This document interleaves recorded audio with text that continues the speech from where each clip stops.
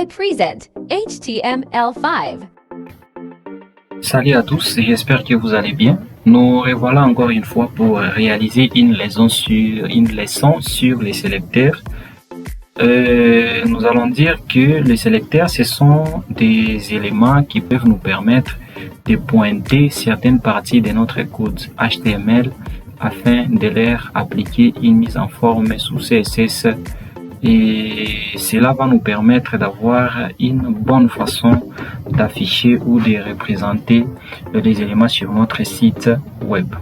Alors à ce niveau ici, j'ai créé une balise B dont à l'intérieur j'ai saisi une phrase. Après j'ai créé une subdivision de ma page avec la balise div. Et troisièmement, j'ai créé une autre subdivision de la page. Alors par là, je vais vous parler de trois types de sélecteurs, mais il y en a plusieurs. Et premièrement, nous avons un sélecteur qu'on appelle de type élément. Alors ce sélecteur d'éléments, il nous permet tout simplement d'appliquer une mise en forme donc aux balises. Donc je peux dire aux balises élémentaires telles que la balise H1 qui nous permet d'indiquer un titre de niveau 1, la balise P pour un paragraphe, ainsi de suite. Alors à ce niveau ici, si je vais appliquer une mise en forme à cette balise, parce que si nous rentrons dans les navigateurs, vous voyez que la phrase est affichée sur la page mais n'importe comment et n'importe où.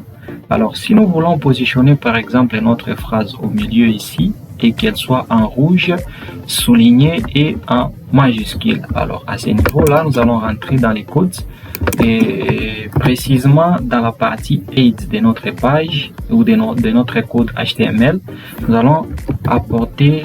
allons insérer une balise styles qui va nous permettre à recevoir tout ce qui est comme instruction CSS. Alors à ce niveau là, si nous voulons faire appel à notre sélecteur d'éléments, ici je vais commenter sélecteur d'éléments.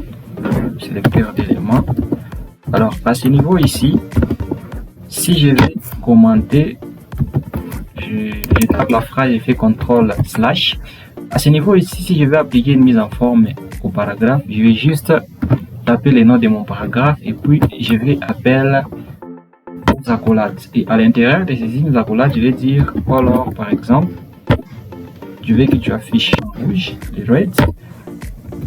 Je descends, je vais lui dire text decoration, je veux que tu sois souligné, donc je vais mettre underline et je vais par exemple que tu puisses avoir une police de 50 pixels, donc j'ai dit font size 50 pixels et je veux que tu sois transformé en majuscule. Je vais lui dire que transforme à partir. Alors à ce niveau ici, si j'essaie d'enregistrer, je rentre dans le navigateur, vous voyez que le texte a été mis au majuscule en rouge et sélectionné. Et si j'essaie par exemple à ce niveau ici de le positionner au milieu, je vais lui dire texte align center. Alors si je rentre toujours dans le navigateur, vous voyez que le texte est aligné. Alors deuxièmement, nous allons vous parler des sélecteurs, les sélecteurs des classes. Nous avons aussi un autre type de sélecteur qui nous permet de sélectionner les classes. Alors, nous rentrons dans notre code, dans la partie body ici. Vous voyez que j'ai créé une balise div dont à l'intérieur nous avons l'attribut classe. Cette classe ici, elle va nous permettre d'identifier d'une manière unique la balise div, parce que dans notre code, nous avons des balises div. Alors la classe, elle va nous permettre d'identifier d'une manière unique. Alors à ce niveau ici, je peux arriver là.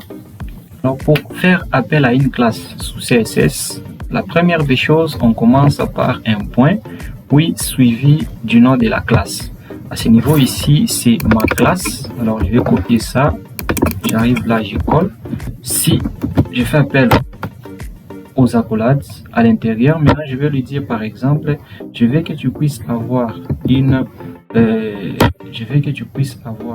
largeur de 100 pixels. Je veux que tu puisses avoir une largeur de 100% de notre écran et que tu puisses avoir une hauteur qui est 8 je vais lui dire 200 pixels par exemple.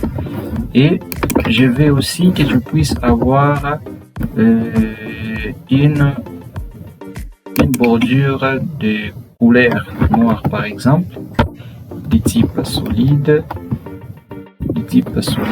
et ici je vais lui dire par exemple 1 pixel. À ce niveau ici, si on essaie de rentrer dans le navigateur, on essaie d'actualiser. Ok, border color. Attendez, je vais lui dire BC pour background color. Et ici, je vais que je sois, par exemple, je prends cette couleur. Si j'essaye d'enregistrer, vous voyez que on a appliqué un fond de couleur à la partie div que j'ai pointé à partir de ma classe. Alors, je vais éliminer cette ligne. Donc, les sélecteurs des classes nous permettent de sélectionner ou d'identifier d'une manière unique notre balise. Et troisièmement, nous avons aussi les balises d'ID. Ces balises d'ID, les sélecteurs d'ID, je m'excuse, nous permettent aussi d'identifier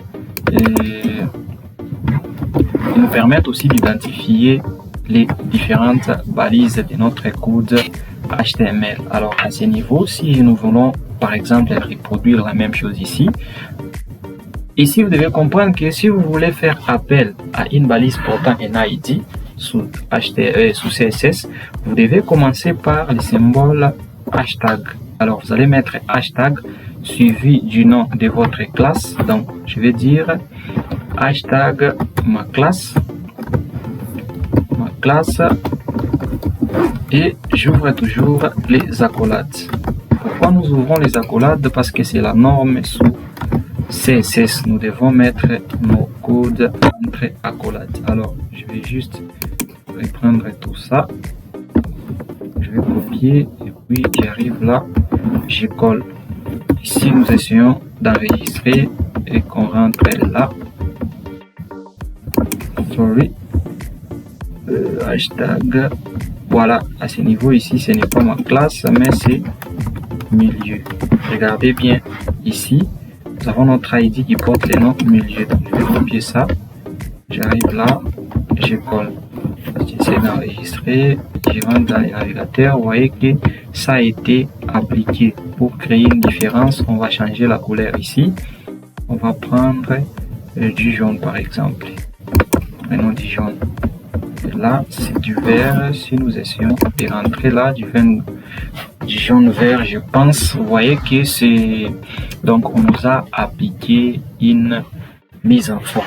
Voilà un peu, c'était la leçon sur les sélecteurs. Et vous voyez que ça nous a permis d'appliquer une mise en forme à nos contenus à partir de CSS. Merci beaucoup. On se retrouve pour la suite. ESOFT.nz@gmail.com